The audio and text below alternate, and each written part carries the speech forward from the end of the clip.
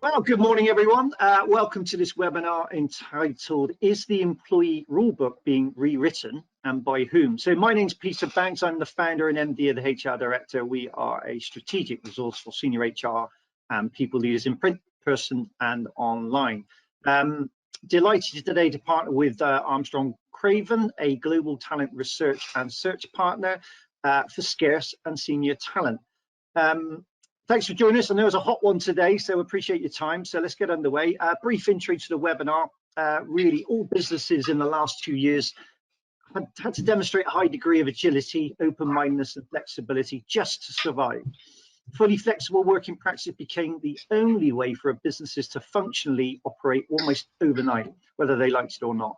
So now that working from home and other flexible working arrangements have been embedded, we will be discussing the impacts, pros and cons of each key stakeholder. So employee, team, business, customers, clients, and the wider talent market. In this insightful webinar, we will explore the lasting impacts of the sudden and dramatic change to the standard global model working practices that allow businesses to prescribe to industry standardization like office hours, 9 to 5, and ultimately how we work. Joining me today is firstly Nathan Clements. Nathan is the Chief People Officer at SSP Group PLC, the food travel expert. So good morning, Nathan. Thanks for joining us. Good morning. Morning, Peter. All good, thank you. Secondly, Jane Earnshaw. Jane is the Senior Director, Reward and Policy from Asda. So welcome, Jane. Thanks very much.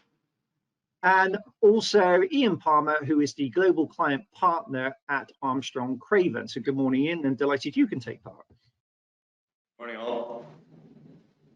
Okay, so let's find out a little bit about our panel. Nathan, if I can start with you, just a little bit more about you, your role and your organisation, please, for the audience. Yeah, sure. Morning, everybody. Thanks for inviting me. Nathan Clements, as he said, Chief People Officer, SSP. It's probably an organisation that you may or may not know at all, but if you're a commuter or a traveller, be it business or pleasure, you'll have probably had access to one of our many restaurants, bars, or indeed coffee shops. We run a number of franchise businesses like Starbucks and Pret in various parts of the world, and we run our own brands as well, like Millie's and Cookies and so on and so forth. We're in 36 countries at the moment. We were as small as 15,000 colleagues at the peak of the pandemic, and we're heading back towards 35 to 40,000, and we're in rapid growth at the moment. So lovely to be here. Great, thank you, Nathan. Jane, could you a little bit more about you, please, as well? Yeah, of course, yeah. So my name's Jane Earnshaw. I'm currently Senior Director of Reward and Policy at Asda. I've been at Asda for over 20 years, so in various roles. I won't give you a full list, we'll be taking up the full hour. But yeah, obviously everyone, I'm sure, has heard of Asda, and we will go into more detail as the webinar goes on, but our experiences through the pandemic and then now through the pandemic from flexible working has given us a number of challenges across the business. Thank you, Jane. And Ian, finally. Ian Palmer, Global Client Partner for Armstrong Craven. I'm coming up on 20 years within the talent industry. 17 years of that was actually out in Sydney as an executive search consultant, mostly focusing on the financial services market around Asia Pac. And then we moved back as a family to the UK in December 2019.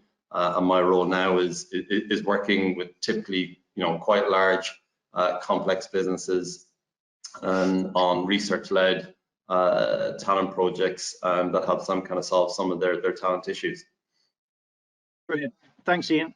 Thank you all. Right, let's get underway. A lot to pack in. And I think firstly, let's start off with a poll just to get everyone involved. And it will appear on your screen hopefully now. Just to let you know, just with our platform, it doesn't allow a certain number of characters to these. So I'm going to add a bit more context to the ones that you see on screen. So, okay. So the first one is, whilst we're all conscious of presenteeism not being an indicator of productivity/success, do you believe those who attend the office more will benefit from better career opportunities than those who don't? So basically, there's 4 choices. Yes, those that build their internal network in person will benefit from better career opportunities in the long term. B, yes, however, we are alert to this and have implemented appropriate structures to ensure this type of unconscious bias doesn't impact anybody's equitable career opportunities. C, no, how you work won't impact your career opportunities. Or D, doesn't matter, I work for Tesla. I didn't write that one, but yeah. So if you can have a go at those, please, it gives a really good idea of what you're thinking. Nathan, I come to you. Just give us, while we're waiting for those to come in, give us a flavour of what you think might be top there. Yeah, I imagine that some people are hunting for the "it's too early to tell" question answer. So, but in the absence of that, I think probably it's likely the first one will be the area that people will settle on, and that's slightly conservative and probably slightly disappointing, but probably. Depending on the state of the organisation, probably the more pragmatic, realistic at this stage. Whether that's right or wrong, we're about to discuss, but that's probably where people will settle. Yeah, okay. So let's see how we're getting on with the poll. Right, I think, yeah. So let's give some feedback. Yeah, actually fairly split with those top three. So 35% yes, they will benefit from better careers. So 30% yes, but we have measures, and 35% no, how you work won't impact your career. So and yeah, interesting. So really equal split there actually, which I suppose is any surprises there, Jane? Yeah, I'm pleasantly surprised. I think I was agreeing with the other panelists there, where I thought people might vote for. So I think that is encouraging, and we'll get into more detail as the webinar goes on. But actually, people thinking about this probably in a more modern way than we maybe have in the past, especially for some of the more traditional businesses like the one I work for. Yeah, thoughts on that?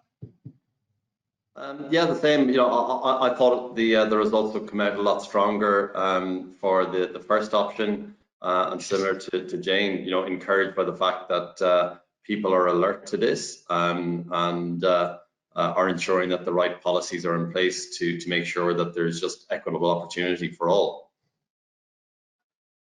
All right, let's crack on with the first question then. Really, Nathan, I'm gonna start with you if I may, and let's talk about huge amount of change over the last 3 years, and as we said in the intro. So how likely is it that flexible working practices will just be unwound? So are we going to go back to the old ways? And what's the drivers to go back or forward? What are your thoughts?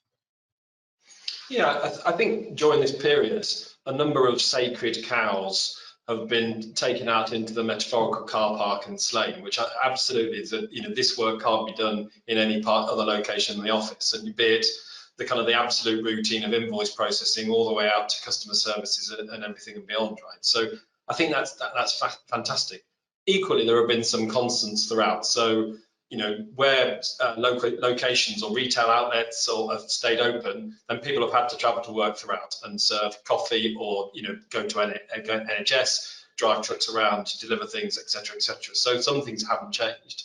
So I think on the basis that you can't unkill something, I think that they're dead forever.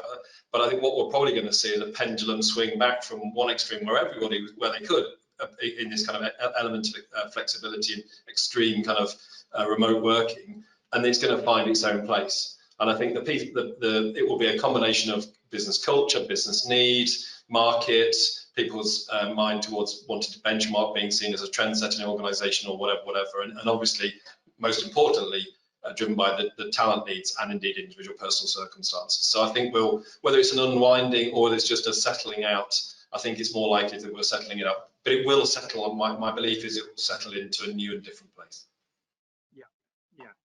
Yeah. Jane, I guess what are you hearing and experience from your own employees, and kind of how do you stand on this? Because obviously it's a huge employee numbers you've got to kind of look after here. Yeah, absolutely. And I echo a lot of what Nathan has just said, but a bit like their business, we have two camps really. We have shops and distribution centres that people have to be in the building to carry out the tasks that we need them to do, and that was true for all the way through the pandemic. We then have obviously quite a significant number of people in a head office environment across different sites in the UK. And actually, that's where we've obviously seen the biggest difference. But we obviously were from a completely extreme, nobody in the office for a number of months. I would say in the last 3 months, we have seen an increase in people wanting, not just being maybe encouraged, but actually wanting to come back into the office. And I think we have a distinct policy that we call work where it works. So basically encouraging people to take ownership of where they believe they can get the best work done, be that at home, in the office, maybe in an office within a store or within a depot, trying to give people lots of flexibility. I think that comes from this trying to find this balance, isn't it, now, about what's going to work for kind of all, and you're right there. I think that point of where do you work, where it's most productive for what you need to do at that point in time. Ian, just, you know, you're from a recruitment talent point of view in terms of trying to find this talent. So what's talent telling you out there? What are they looking for, you know, to going forward? What's their expectations? And you know, what's ultimately, I guess this is a big impact for businesses in the wider talent market. Yeah, I think flexible working practices are here to stay. There's no doubt about that. You know, it's now the expectation and in part some of the drivers of candidates who are out there looking for work and seeking new opportunities. So, you know, it's in there along the lines of pay, reward, opportunity, leadership, company purpose, values, all those kinds of things. Now, as we know, how candidates prioritize that criteria can always be different. But what I think has changed is it's now, you know, it's in there and it's in there to stay. In terms of what it means for business, you know, the reality is that we just don't know yet. The data isn't in. But what I think is going to get, you know, to give a little bit of insight of how we'll get there, I think it's going to be at a point in time where we meet the business performance relative to their ability to attract and retain the talent that they need, linked to their flexible work policies, versus the most in-demand talent out in the market, their criteria, expectations, what it is that they're able to achieve. So, you know, what I mean is if the most in-demand talent are saying, I only want to work remotely, if that's the reality and they're getting all of those outcomes, then those businesses may need to adjust their flexible working policies to get that talent in. Yeah, I think nodding heads there. I think, you know, and I think that is, and again, you know, I said to someone, we had a debate the other day, and I was saying that literally this, you know, think about lockdown just happened overnight. We didn't, as humans, didn't have time to react to it, and now we've got time to kind of think about how do we want it going forward. So we're so used to working in a way. So I mean, Nathan and Jane, really, if I come to you both, just what impacts there are you seeing at the cold face of all this in terms of attracting talent, and I guess how are you looking to respond? You know, Nathan, to you first. Yeah, I would say that the market has done always, but is definitely driving the conversation and driving policy change in this space. So we wouldn't have a number of key members of talent in our organisation if we'd not come to a clear and settled point of view about flexible working and making sure that we've got that adjustment. So pre-pandemic, there would have been the slightly sheepish, you know, what are the requirements in terms of time in the office, you know, maybe have waited until the contract was in their hands, and then maybe after the HR person or via the recruiter, you know, depending on the kind of nature of your organisation. Now it's absolute front and centre, pretty much early in the conversation. So there's no point in me having this conversation if you can expect me to work out. Central office is Camden. London is an extreme version of that because of all the travel complexity and the cost and indeed the time to get in, which sometimes isn't the case in other regions. So it's absolutely the conversation. And if we don't have, and it's pushed up to me and the CEO and various others to say, so, you know, we need a point of view on this, and we need to be clear and we need to be confident about it, which again is bounced into being internal. And it's not a, well, we'll wait and see kind of health and safety guidance, follow government, you know, whatever. Now we're required, and rightly so, to take a stand, and we want to take a stand. And one of the benefits of there being one or two decision makers in the organisation is we can move with agility and get that done and have a clear position. Agility, such a key word at the moment, isn't it, in terms of how businesses have had to move. Jane, again, just to you really, just again, how are you sort of responding, and what are your thinking going forward and strategies? I would echo a lot of Nathan's just said. I mean, I think about a head office perspective. We've done a number of surveys, internal, external, asking people, you know, what their preferences are on ways of working in the future. And actually, the irony is, we've actually probably opened up our talent pool with having a more relaxed stance about where people do their work. You know, we're based in Leeds, and we obviously want to attract talent from across the UK.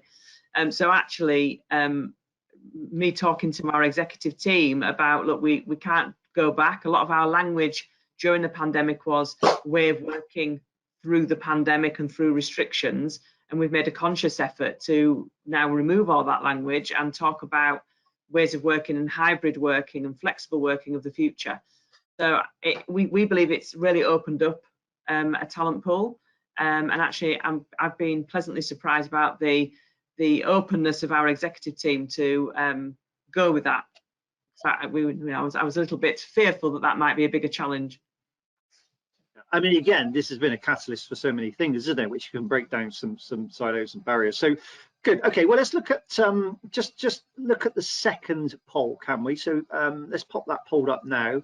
A little bit more context on what you'll see, but UK has announced softer GDP figures than expected for Q1 2022 by circa about 1% or 22 billion. So do you think hybrid/remote working is good for business and UK economy in general? 3 answers there. A, it's great for business. B, not so good for business. Or C, too early to tell. So again, if you could have a go at those for us, please. Jane, I'll let you have a little go at this one first, to give us a flavour. What do you think is going to land there at the top? I think B might come out top, and I think I'm thinking about that people might be thinking about that in a wider way, not just for their business, but for the whole economy. Thinking about city centres and the challenges that we've had there, and the push from obviously from government to get their workers back in. So I think B might come out as top. Ian? Yeah, I'd agree. You know, it's the big cities, it's the critical social infrastructure that we need is probably having the most impact at the moment, because, you know, people just aren't using them, getting themselves from where they live into their, you know, place of work, or what was their place of work. So yeah, you know, in general terms, I don't think it's great for business. Go on, Nathan. Go on. I'll let you go. Yeah. Okay. Yeah. So I agree. I mean, I sit in a food and travel business. So guess what?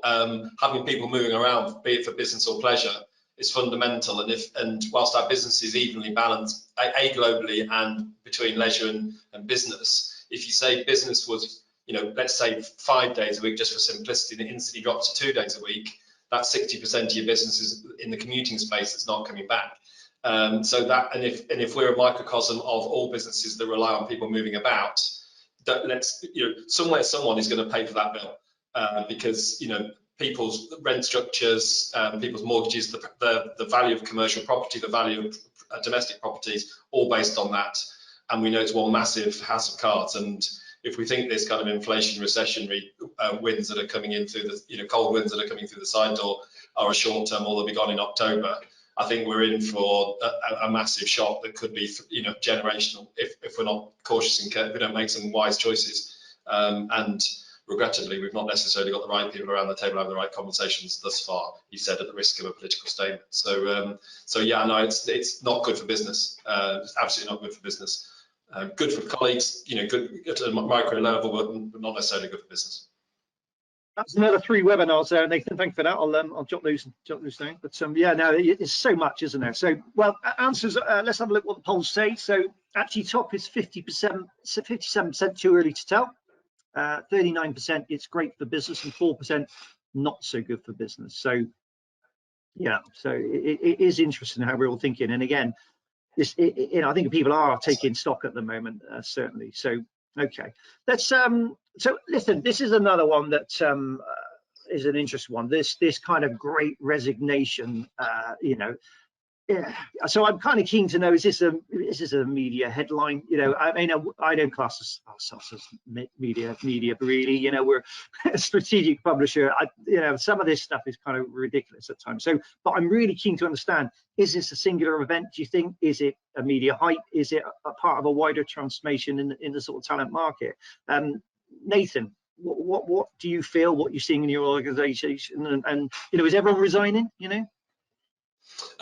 Luckily not, it's fair to say. So we're in massive growth mode. As I say, we are, when I joined, we're at 15,000 colleagues. We've just passed 30,000 and with no signs of slowing up. Underlying turnover is dropping, it's fair to say, but we've had to make some pretty strong interventions. So in the US business, for example, our baseline pay rate is 27% higher than it was this time last year, because that's what we have to do to compete in the marketplace. And we're exclusively in domestic and international airports, and we run a casual dining business from local hero brands, and we bring them to the airport. So, and that's not unique, right? So there's background inflation, there's benchmarking in the marketplace. In terms of the Great Resignation, there is no doubt that there are less people in the marketplace, and we can all list out a whole variety of reasons. The weirdest one I heard was, you know, there were a whole load of paper-based Bitcoin millionaires that were not required to work, and now because of the massive crash, people are starting to come back into the market. Equally, people coming back into the market with Amazon going on record saying they've overinvested in space, and surprise, surprise, you know, the requirements aren't there as people do start to rediscover high street shopping. So I do think it's going to come back a little bit. You know, clearly migration and intercompany migration has been a challenge. Brexit hasn't helped that if you take a UK-centric view, but it's a global phenomenon. One of the benefits of being a small organisation with massive presence is it's definitely happening globally, but the most acute markets are the US and the UK, without a shadow of a doubt, partly because of their employment construct and the protection they've offered colleagues throughout the process, and obviously the UK being somewhere between the US and continental Europe from a furlough point of view. But it's definitely a topic of conversation, but I think the fear is possibly worse than the reality. It's just forced us to be much more competitive in the pay and benefits position. Yeah. Jane, again, yeah, I mean, again, are you seeing different numbers in terms of resignation? You know, what you'd normally see, I guess. Yeah, if I take our retail operations and distribution operations, I would say there's been no change. Pretty static turnover numbers. But from a head office perspective, very different. And in particular, since the turn of the year, we have seen people make different decisions. We've tried to not use the Great Resignation too widely, because you can actually create your own, you know, downfall if you're not careful. However, it's fair to say, and I would agree with the pay market. Obviously, the other side of my job is reward. So we are seeing lots of pressure, in particular for scarce skills and talent in specific SME areas, subject matter expert areas. We are seeing a significant increase in demand on pay, and that's from our internal people, as well as then we look outside and see what we'd have to pay to replace. So I think it's this window. I'm not sure how long the window will last of a buyer's market from a talent point of view. Obviously, we will see what happens with the economy in the next few months. That may swing back if we unfortunately fall into an official recession. And equally, you know, and there's this whole sustainability, paying talent the top-notch dollar at the moment, or you know, it's not sustainable for businesses, is it? So, you know, it's another discussion, but it's another interesting sort of facet here. Ian, just to you, so is this part of? So for you, is it a part of a wider transformation, or what do you see? I think it's part of a wider transformation, and kind of going back to Nathan's point earlier. You know, the standard Monday to Friday 9 to 5 is really gone, and I don't think we will ever return to that as being the standard. But neither are we all going to be working remotely. You know, the pendulum is going to swing back towards some kind of sensibility around what works for business, what works for clients, and what works for the talent itself. I think, again, to Jane's point, we're at an interesting point right now with all of this inflationary pressure.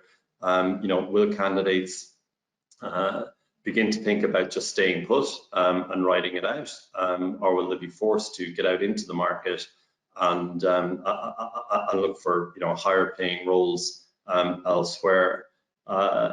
One part of the market where I'll be certainly personally kind of tracking quite closely is the startup market. I've had quite a number of conversations with senior HR people and heads of executive hiring, where they're beginning to focus on senior talent that have gone into the startup scale-up space, who because backed by private equity money, and private equity money typically is quite demanding.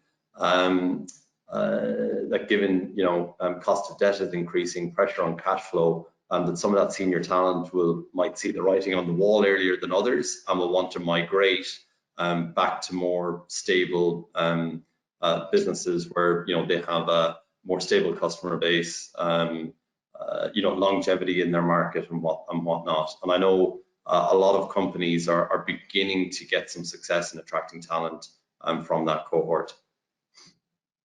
And are you being, I guess, when you're obviously talking from a lot of talent coming towards people like Nathan and Jane and all other employers out there. So what are they asking for? Bear in mind, we've just talked about flexible working. We've talked about pay going through the roof. What are the key things that you think overall you're seeing that they really want? In terms of the talent itself, it's a combination of all the different things and the kind of priorities. It's and that does change over time relative to where the market's at. So things like job security are going to become more important for talent than the carrot and the hook of equity in a business that hasn't yet performed but has some good technology. But everybody is bullish about where they might get to in 5 or 10 years time, the next unicorn or not. So you're going to have priorities interchange. So job security, base pay, so more secure base pay as opposed to ratio versus bonus and reward. Flexible working practices as we're discussing, and I suppose the purpose of the business is what we hear a lot of. People buying into both the leadership, the positioning, and the purpose of the business in terms of what it is the business is trying to achieve and how they go about it. Yeah, I think that's right. Purpose seems to be sustainability and kind of they want to work for someone that's got a purpose and in whatever that might be. So I think you're right there. I think that's quite key. Okay, good. And then Nathan and Jane, just back to you both if I may. Nathan, firstly, so again, you're taking stock of all of this. I know we covered some of the ground there, and you're obviously starting to make plans. And I guess it comes down to almost, are you changing contracts yet? Are you putting policies in place, and to give some sort of direction and framework or boundaries for your employees, or is he still working that out at the moment? And Nathan? I think I'm not sure yet, as has been alluded to in a couple of the polls, actually, we're not in a settled position.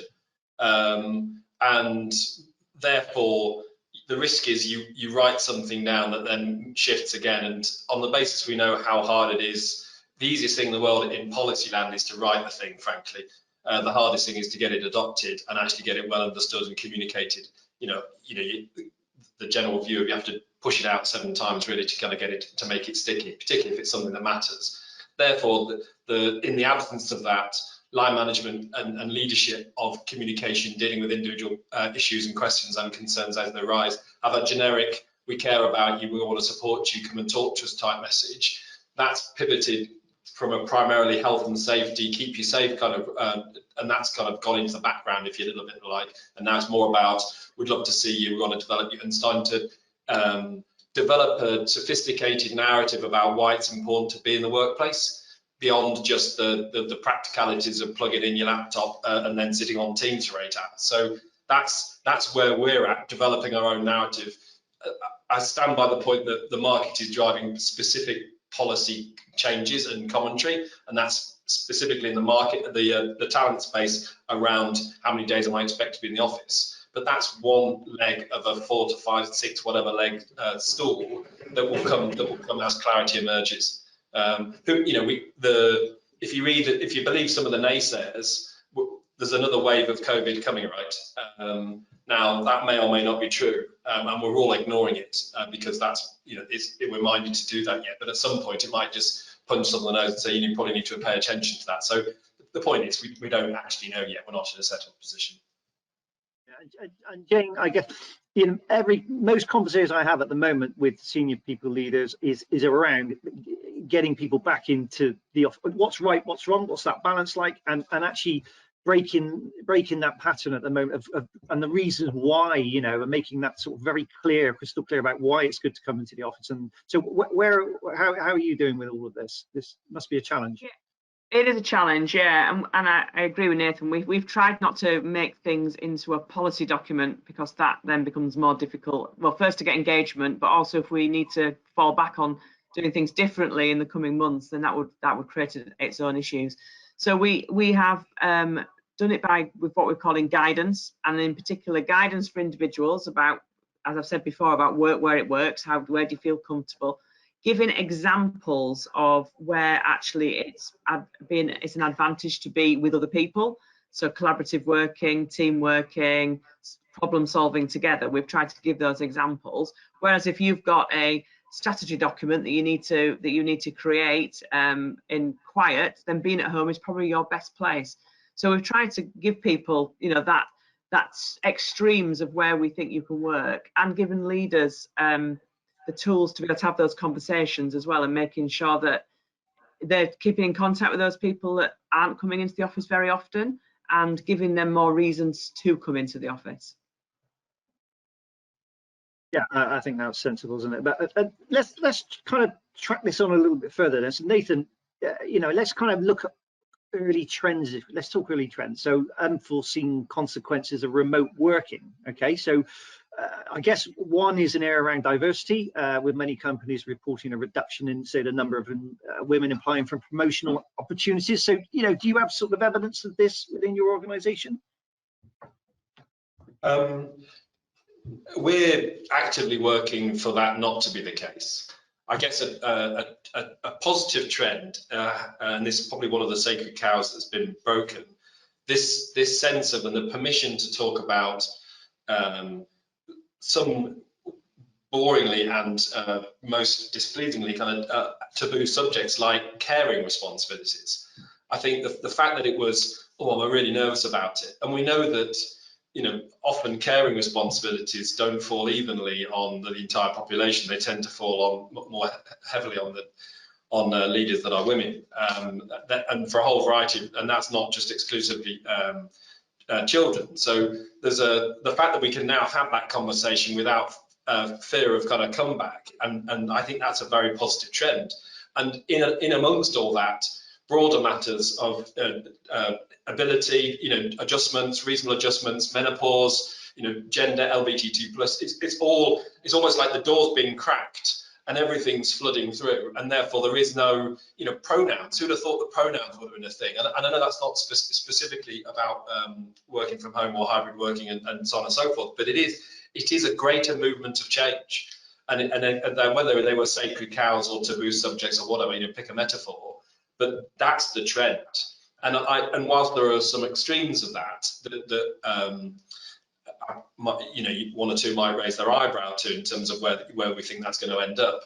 I think if you look at the median or mode of most of those conversations, I think actually this is fantastic progress. Long overdue, by the way, but fantastic progress. And we need to peg in those policy changes, those narratives as part of who we are as an organisation. And this is probably one of the things that's really going to change both the physical and physiological diversity around senior tables and within organisations more broadly. Yeah, that's the thing I'm most passionate about, and I think we're really making strides on. I think you're right. Which is good. And I think and there is concern, isn't there? I know by an awful lot of people that we, as it pushed things back in terms of that kind of female role, really, you know, as you say, caring above, caring below, but we've seen a window in, haven't we, which has been the good thing with virtual. We've seen a window into that. So and I think equitable is a word that keeps on coming up, I suppose, you know, equally outside of diversity, isn't it? It's what's equitable to everyone, what's fair.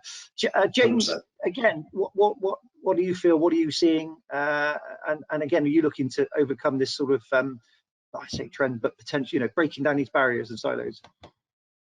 Yeah, definitely, and I would agree with everything about caring responsibilities and diversity. But we have seen many more leaders talking about this much more openly and willingly, rather than worrying that they're going to say the wrong thing. So I think the conversations are much more natural than they were, which is great. We haven't seen anything yet from a lack of female colleagues wanting to be promoted, but I'm not saying that might not come. We are trying to put things in place around our talent conversations that we have with our colleagues. We've introduced a new framework to make sure people and leaders, because of the remote and hybrid working, are having more regular conversations about people's objectives and check-ins from a well-being perspective. So those are the type of things we're trying to do to make sure that everyone feels included, and that certain sections of our workforce don't feel that they're being left behind because of the new way of working. Yeah, okay. Oh, a question, everyone. So Nathan, let me ask you this one first. Have you seen an increase in men stepping into the caring role within your organisation? Is a question. Yes, not as much as we would like. But I think as an organisation you can signal that. So, you know, the switch from maternity to paternity, and then offering the same level of support and protection for that type of leave that's required. I think that's, you know, organisations can do that to signal, just to stick the green lights on sometimes, because if there's a reticence from leaders that are women or colleagues that are women, there's definitely equal reticence for different reasons for men having that conversation. Forgive me, I'm just going to stick with splitting the world into two genders for the purpose of this conversation. So I think it's the opportunity is to accelerate that. The opportunity, because it's right for that person, because it, but also because that's the way you deliver change for leaders that are women. So there's actually a greater balance across the entire spectrum, because again, using traditional lines of how people are conceived in this world. So I think there's a huge opportunity to do more, small but steady steps I'm seeing.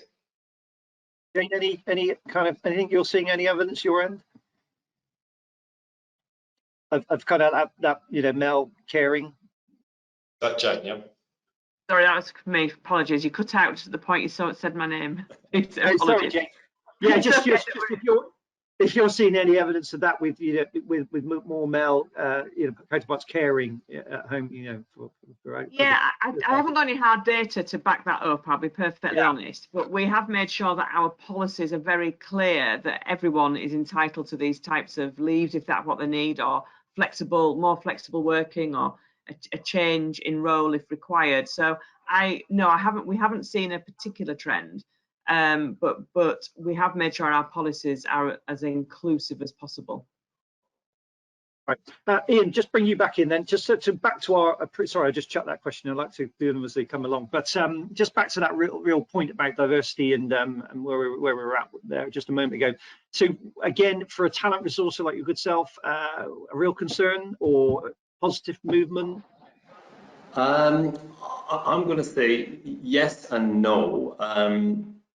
Dealing with kind of no first, you know, Armstrong Craven, we're you know, a research-led and global talent intelligence business. So the projects and the work that we do, our expertise is finding that answer. So, you know, the answer is the answer, if that makes sense. Not so much what the makeup is. However, we do an enormous amount of work within the DE&I space, supporting large businesses with those policies and elevating them from tactical to strategic, where we go out and map the I suppose the industry or market makeup to go, right, well, before you set your DE&I policy or strategy, let's understand you know, what the makeup of the general market is, and then helping them with the identification of the type of talent that they're looking to attract, and then the socialization and engagement of that talent, and helping them bring them into the organization. So we do an enormous amount of work in that space. So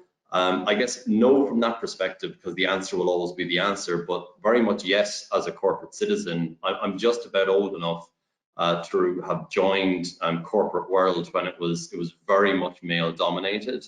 And my experience over the last kind of 15, 20 years has been hugely positive as more women have got into more leadership roles. Like places of work have just become more welcoming, more friendly, more supportive of the balance between home life and work life, more accepting. It's been absolutely fantastic. So as a corporate citizen, I would be very concerned if remote working does impact on the progress that's been made so far. So I'm really pleased that HR leaders are already alert to this. Good. All right. Let's move on. Let's do another poll. So this one will pop up on your screen again in a moment. So this is basically: do you think remote and or hybrid working arrangements adversely impact employees in their early careers through missing out on opportunities for on-the-job training? So yes, this will amplify the skills shortage in years to come. Or B, no, early careers candidates are effectively supported through their line managers and online training. Or C, yes, however, they are also being equipped with the skills demanded of the modern age future of work. So if everyone can have a go at that one for us, please. Right, so Ian, just back to you then. Any prediction? I'll give you first shout at this one. Predictions for the top there, come on. I think it's going to be the third. They are being equipped for the dramatic change in work. However, I also believe that they are the most impacted by this change, given the fact that they're not often at the decision-making level. And I just wondered, to what degree are their needs considered relative to those who are later stage careers, and flexible working suits their the life that they're trying to achieve a bit more. Nathan? 100%. I think probably the most pointed thing I'll say on this webinar is, I think most people who have this debate are living in houses where they've got ample space to have a home office, and it's all fine. They've learned the vast majority of their job to get them going. Therefore, the development is ongoing CPD and building relationships, deeper understanding your organisation, but that kind of challenging first period of the career, you're probably living in a bed cell with your parents or in a kind of first flat. You don't necessarily you're not blessed with space. More importantly, who are you going to learn from? I mean, I've learned much of my most of my experience from sitting, watching, talking to people. And yeah, you can do that over Teams to a part, but actually it's really about watching and listening and learning and having those discussions. And face-to-face, I'm afraid, really pays dividends. Whether you're field-based, whether you're office-based, or out in a unit or a retail, that's where it's going to go. So this is probably a slightly middle class, 2.2 kids, detached house in some kind of some shire type question. But actually there's a huge sway, the majority actually, and the young will make a big part of that, where it's gonna bite. It's absolutely gonna bite. Sorry, right, quite no, that's okay. So let's look at, I'll bring in the answers now then. So top answer, top is 67%, which is yes, they are being equipped with the skills for the future of work. So quite some margin there. Actually 29% yes, this will amplify the skills shortages in years to come, and only 5% on they're being effectively supported by line managers. So yeah, so okay, that 5% response is probably the most insightful. Yeah, true, because I mean it's yes, and for me the answer is yes, or all of the above and more. We could probably all list out a number of things, be it skills, be it the positives of getting used to flexible hybrid working, future work, etc., etc. There's a pretty long list. I'm sure if we flip chart it, we could all build. But it sounds like we're all in the yes space. No one's right, by the way, because we don't know. But it's quite insightful, as you say, Ian. Good. Okay. Oh, essence of time. We'll just move on to next question, if I may. Jane, back to you then for this one. So, I guess another challenge, is around, I guess, before this Brexit, and we're talking about talent, bringing talent in from overseas, and I guess, so what policy changes in immigration laws would, you think would have the most impact on your ability to hire the talent you need for your business? Because I guess this has also had a bit of an impact, so give us a flavour of what you feel there. Yeah, it's had some impact in some regional areas for us from an operational perspective. And we've had to think differently about attracting, especially when you think about drivers. That HGV drivers into Christmas last year was a real concern for us. And we, tried a number of stunts like many of our competitors and other people who were doing big distribution across the UK to attract talent, because it was a real concern for us. We did get through Christmas, and I think most of our competitors did too.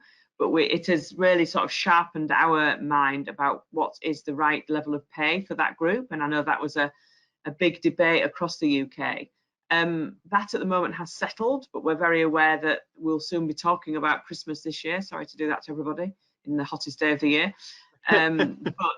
But we will be, and it's on our minds again to make sure that we have the right level of skill and attract the right people, because actually some of the schemes that were put in place, if I'm honest, from the government about so many permits allowed were unrealistic, were very unrealistic, and came far too late for most businesses to take advantage on. So we need to make sure we've got our own internal plans ready for that. And the last thing I would say as well, actually our supplier base have really struggled as well, especially when you think about food and how the UK we pick food, etc. That has been a real challenge for our supplier base as well. Nathan, and again, we are trying to tap into this, immigration sort of laws as well. So what do you say? What would help?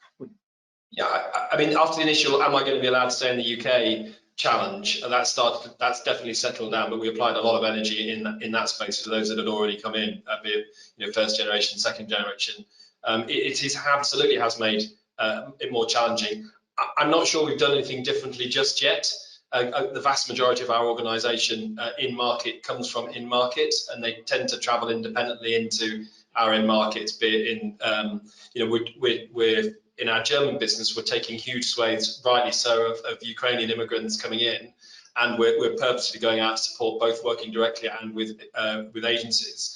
That's a needs-based thing. So, and it's an altruistic-based thing. It's a needs-based thing because if we grow in a hospitality space in Germany, 90% have to come from the non-German nationals because the market is in age decline there, as we know. So the aging population in Germany is enormous. So it's being fueled, and the birth rate is very low. So it's being fueled by immigration. So it does vary by market. I know that's not a Brexit question, but it does mean that the relative attractiveness of different markets and to migrant labour moves up and down.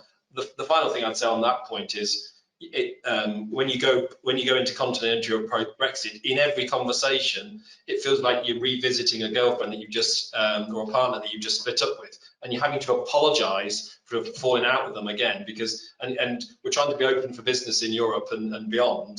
But then it just looks like politically we've turned our back on people. So, and again, that's probably at risk of being a political statement too, but it is in the conversation. So this Brexit thing hasn't been done yet. We haven't felt the full force of it by any stretch. This is again going to run for a generation or two. And Ian, just in your kind of talent, talent side, from looking from a different lens, really. What are you seeing? What are you hoping for, and what will make a real difference?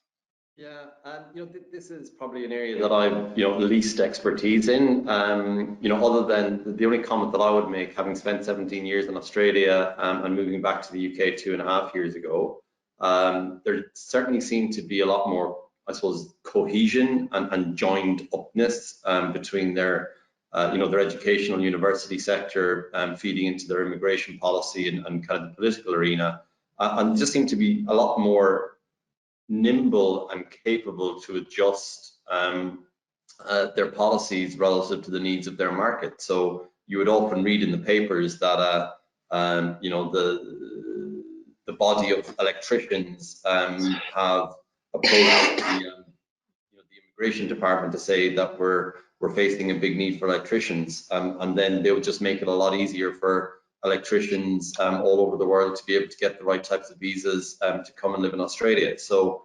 no, that's kind of, I suppose, my only view on it. I'm not living in the UK long enough to have a fully informed view, but it does seem to me as if those really important sectors to get the talent mix right could probably be a bit more cohesive than they are.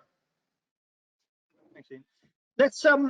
Let's just do our final poll, shall we? So again, this one will pop up on the screen. So which of these needs the most urgent fix to address the current skills shortage?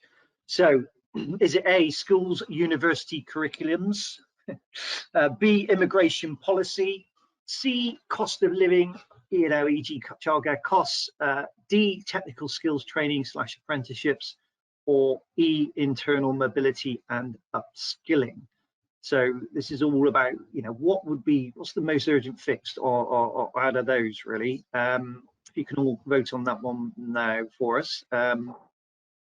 Nathan, do you want to? Yeah, I'll avoid 3 and go for 4. Technical skills training apprenticeships. I think getting people into the workplace and giving them a skill and giving them a North Star by which they think I can grow, I can improve my lot, and I can do that under my own steam with support, you know, earn while I learn. I think that's increasingly a great way through. And whilst it's not urgent fix in terms of it's going to solve it overnight, you know, you'll start to see progress within a year, 2 years, 3 years, if you do it at scale, recognizing there's going to be turnover and dropout and so on and so forth. But I'd plug for 4. Yeah, Jane? Yeah, I completely agree. Apprenticeships in particular, and how we can effectively use our apprenticeship levy and funding for that, because that's a challenge for big business. How we can actually get to spend all of that and help develop the skills of the future is very important. Ian, crack on that one. Yeah, I agree. You know, I think when I look back on when I was going to university, and this was in Ireland, I'm going to assume it was similar to what was going on in the UK. There was such an enormous focus on getting almost every school-leaving student into university, or at least given the opportunity to get into university. And I do think that is a good thing. But equally, what is important is to, you know, effectively communicate and open doors for other opportunities, well-paying opportunities, and jobs and careers that are out there in the market where you don't necessarily need to go to university. So, you know, I did feel that there was certainly a cohort of people who didn't necessarily want to be in university, need to be university, and could maybe have done something else that didn't require them to go into university and done equally as well as any of the rest of us. Okay, all right, let's look at the results then, see how we fared. So right, so well, pretty split actually between immigration policy on 32% and technical skills training apprenticeships, which is kind of what you're saying, 32%. Internal mobility not far behind in upskilling, so and then cost of living is the 4th one. So yeah, okay, right, let's do our basically, remember, any questions, please do share any questions that you've got for us, as we are nearly kind of coming to the end. I do have a question in actually, which I can now share. So, so given the talent shortages, why are the adverts and employers still so reticent to remove sector bias and requirements from their recruitment activity? So I don't know, let's interested to see whether you kind of agree with that or disagree, and so what do you think about that, Jane? So do you want my question again? Yeah, so is that referring to not being open about pay and benefits, or is that about? Well, I don't know. It's talking about remove sector bias. So, so Ian, if you want to add a bit more to that, but given the talent shortages, why are adverts? Give my take on it. Yeah, go on, Ian.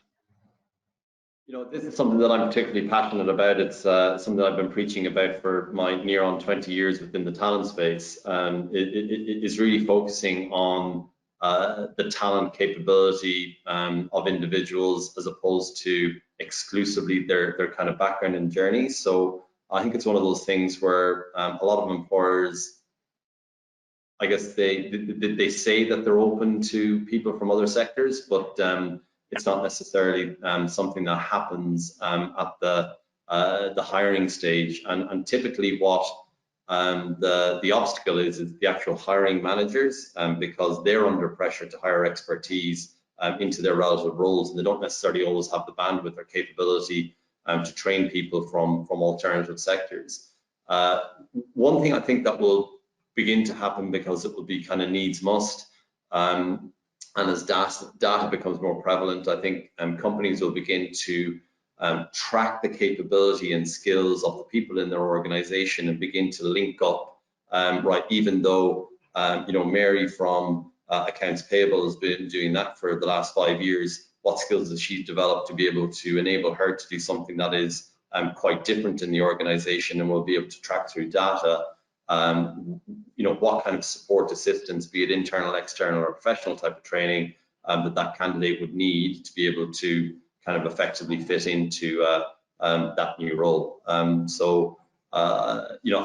think there's going to be a bigger focus on building talent over the next little while than just kind of buying it in.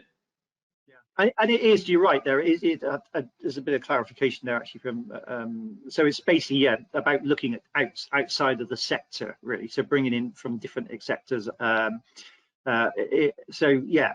Jane, Nathan, you've got a thought on that? I think that the sentiment behind the phrase "hire for character, train for skill" is lovely, right? But that does, and of course we all salute that. But it does start to break down when you really do require, significant expertise. So, for example, when I've made a career of moving in a variety of different business, customer-facing businesses, so be it retail or in product or in media.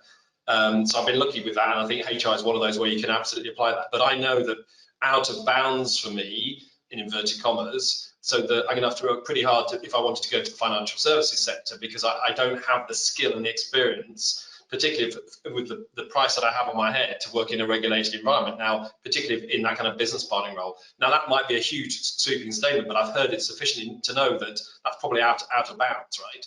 But there are many skills that I could bring to that sector that don't require that. So I think it's about being clear about what's an absolute must and what's a nice to have, and what's kind of based on bias or stereotypes or unjustified actual reasons. So it's forever challenging those. But equally, we can't diminish experience.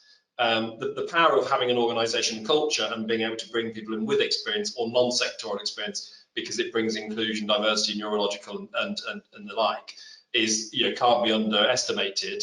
But it's the best of both, isn't it? I think it's a blend of both in all circumstances, would be my humble view. Yeah. Jane, did you want to add anything? Yeah. Okay. I would agree. A broad approach is what you need, and we are, especially in some sectors like this tech sector, we're needing skill sets that we probably haven't needed in the past, and data science, etc. And people maybe wouldn't have thought about retail for those roles in the past, but that's what we're trying to really hone in on now. It's the skill sets that we need, irrespective of the sector people may have worked in previously. Last question then, just come in. If work remote is an option, and this is a question really, any pull factors for UK companies to hire talents globally? Anyone like to? Just say that question again, I missed the first bit. So if work remote is an option, any pull factors for UK companies to hire talents globally? I have quite a number of recent projects where that's actually already happening. So I would say very much so that's already the case, particularly within the technical skills sector, so product, IT, infrastructure apps, development, so on and so forth, cybersecurity, so that the demand for tech skills is relentless. It will continue. It will likely get worse for UK-based companies, even those ones that are offering kind of fully remote working types of environments. And I think in the medium term, let's call it, if you think back to the dot-com bubble, when many people were saying that's e-commerce dead and buried, and over the last 10-15 years we have the emergence of eBay, Amazon, PayPal, and all the high street retailers building their own e-commerce capability. It does seem to me that blockchain and crypto are going to have a very big part to play in the economy over the next 15 to 20 years. Like personally, I fully expect to have some kind of direct relationship with the Bank of England or Treasury in 20 years' time. What you're seeing now with crypto blowing up is exactly the same as the dot-com, all the bad apples being weeded out. But when you have the likes of Citibank, JP Morgan, even the Bank of England upskilling their blockchain digital assets and crypto teams, that's just in preparation of what to come. So from a medium-term perspective, that tech talent is something that I would absolutely be focused on in the relative graduate programs and whatnot, because it's going to get worse, not better. Thank you. We're pretty much running out of time here. So I don't know if you wanted to add anything, Jane or Nathan, to that question, or if not, we can sum up. I think that there aren't that many roles really in totality that are completely geography agnostic. And I think Ian's done a great job of describing many of those, and then some of the more routine jobs that will at some point will be AI'd out or robotised out. But so I think that the feel and the touch of the market is an important requirement, particularly in a consumer-facing business. So I'm not sure how big it will be in real terms by population. Anyway, that's the final comment, I guess. Thank you. Jane, nothing to add? Or nothing to add now. Okay, brilliant. Listen, we run out of time. I listened. So listen, we hope you've provided we have some useful and interesting viewpoints today. It's all about exploring the lasting impacts of the sudden dramatic change to this global model of work we've known for years. So hopefully it helped you kind of look to sort of plan your own strategies going forward, and obviously look to retain and attract the best talent. It's certainly, I think, as we've heard today, a balancing act. I think it's a work in progress. So, but we're all on this journey. Thanks so much to my panel today. So Nathan, thank you very much. Jane and Ian for your excellent insights and knowledge, really good. And Ian also with thank you for Armstrong Craven for partnering with us. There will be a recording and we will send that to you once it's edited, so you can share with colleagues and really just go back over the content. Thank you for watching. I know it's a hot day, so you get back to the sunshine. Look out for another event with us soon. Thank you, everyone. Thanks, Nathan. Thanks, Jane. Thanks, Ian. Bye-bye, everyone. Thank you. Bye all.